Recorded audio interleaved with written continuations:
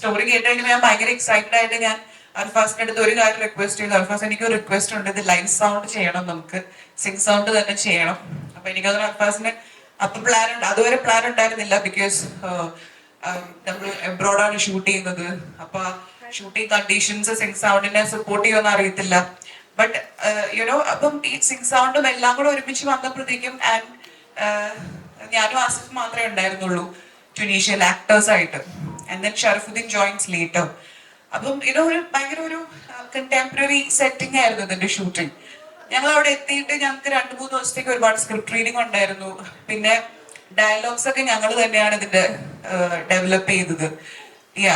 ഞങ്ങൾ സംസാരിച്ച് as actors we all SAT together and ഞങ്ങൾ തന്നെയായിരുന്നു ഡയലോഗ്സ് ഒക്കെ കുറെ ഞങ്ങളുടെ രീതിയിൽ. ആ ക്യാരക്ടർ, ഇപ്പൊ എന്റെ ക്യാരക്ടർ എന്റേതായ ഒരു as you can see it's a modern character.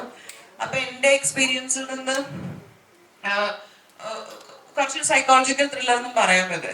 അപ്പം എന്റെ എക്സ്പീരിയൻസിൽ നിന്ന് അല്ലെങ്കിൽ എന്റെ മെന്റൽ ഹെൽത്ത് ജേർണിയിൽ നിന്ന് എനിക്ക് ഒരുപാട് കാര്യങ്ങൾ ഇതിലേക്ക് ഇൻപുട്സ് എനിക്ക് ഉണ്ടായിരുന്നു. അപ്പൊ ഞാനത് അൽഫാസായിട്ട് ഡിസ്കസ് ചെയ്യും.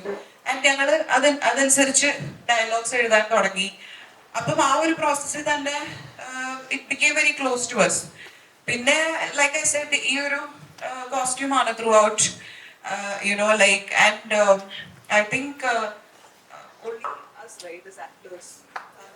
സ്പെഷ്യാലിറ്റി ആണ് അല്ലേ? You don't want to say that? Okay. Can't reveal so much, but കുറച്ചുകൂടെ കഴിയുമ്പോഴത്തേക്കും ഫിലിം കാണുമ്പോൾ നിങ്ങൾക്ക് മനസ്സിലാവും വേറെ ഒത്തിരി കുറെ സ്പെഷ്യാലിറ്റീസും കൂടെ ഉണ്ട് ഇതില്.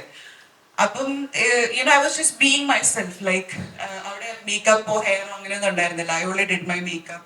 Hair was you know however my hair was. പിന്നെ so it was very easy. I was just being Chaitali, you know like ഒരു ഫ്ലോ ആയിരുന്നു അത്. ആൻഡ് ആസിഫിനെ കാണുമ്പോൾ ആസിഫായിട്ട് എനിക്ക് തോന്നില്ല ഒരിക്കലും, പ്രത്യേകിച്ച് ആ പല്ല് കൊണ്ട് ചിരിച്ചു കഴിയുമ്പോൾ he was his character. And sing sound ആയിരുന്നു. സിംഗ് സൗണ്ടിന്റെ എനിക്ക് ഭയങ്കര ഇഷ്ടമാണ് സിംഗ് സൗണ്ട് ഷൂട്ട് ചെയ്യാനായിട്ട്. സിംഗ് സൗണ്ട് പ്രത്യേകത എന്ന് വെച്ച് കഴിഞ്ഞാൽ പിൻ ഡ്രോപ്പ് സൈലൻസ് ആയിരിക്കും. ആൻഡ് നമ്മളൊരു ഭയങ്കര ഒരു മെഡിറ്റേറ്റീവ് പ്രോസസ് ആയിരിക്കും നമ്മൾ അഭിനയിക്കുമ്പോൾ തന്നെ. സിംഗ് സൗണ്ട് ആണെങ്കിൽ ഡബിങ് ഇല്ലാത്തതുകൊണ്ട് നമ്മൾ കറക്റ്റ് ആയിട്ട് ഡയലോഗ്സ് പറയണം. ഡയലോഗ് ഡെലിവറി കറക്റ്റ് ആയിരിക്കണം. അപ്പം there is so much of preparation that goes. Dubbing ആണെങ്കിൽ actors tend to be little lazy. ഡബിങ്ങിൽ കറക്റ്റ് ചെയ്യാന്നുള്ള ഒരു സാധനം ഉണ്ട്. ഒരു 100% എഫേർട്ട് ആണ് സിംഗ് സൗണ്ടിൽ ഇടേണ്ടത്. അപ്പം അതെല്ലാം it all helped very much.